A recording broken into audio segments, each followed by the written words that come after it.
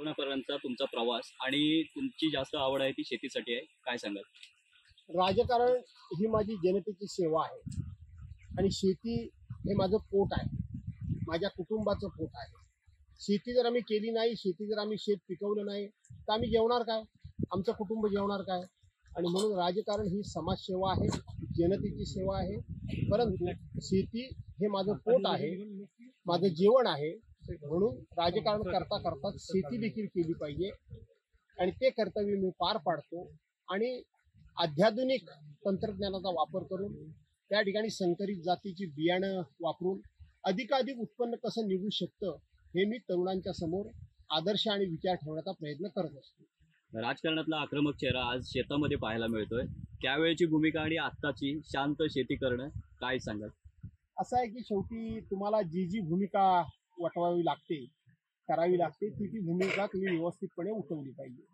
ज्या ठिकाणी सौम्यपणा, शांतपणा, नम्रपणा ठेवायचा असेल तिथे ठेवलाच पाहिजे. परंतु जिथे कुठे अन्याय होत असेल, जिथे कुठे चुकीची धोरणं राबवली जात असेल, कुठेतरी सरकारी पक्ष हा जाणीवपूर्वक विरोधकांना वेठीस धरत असेल, त्यांच्यावर कुठल्या ना कुठल्या तरी राजकीय हेतूपायी सूर उगवत असेल, तिथे आक्रमक झालंच पाहिजे.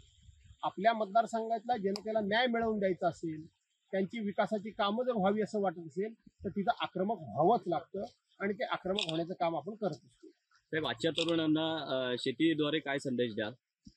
की बाबांनो रे, सर्वांनी जवळजवळ शेती सोडली. आता तर शेती काम करण्याकरता शेतमजुरीच मिळत नाही.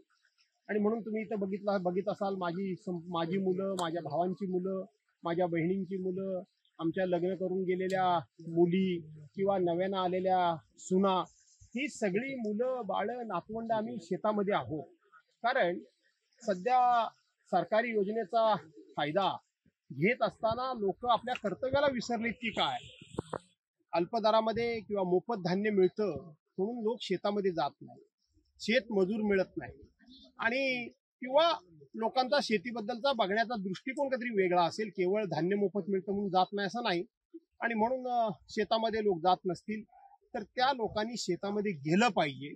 न पेक्षा सरकारनं आता शेती ही त्या ठिकाणी महात्मा गांधी रोजगार हमी योजनेअंतर्गत किंवा रोजगार हमी योजनेअंतर्गत तिला कुठेतरी कनेक्ट करून शेतमजूर मिळवून देण्याचं काम हे सरकारने करायला हवं.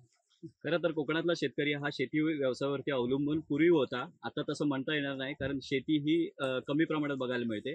मात्र काही ठिकाणी विनाशकारी प्रकल्प येत चाललेले आहेत, शेती कमी होत चाललेली आहे, काय सांगाल? विनाशकारी प्रकल्पामुळे शेती कमी होते ही वस्तुस्थिती खरीच आहे.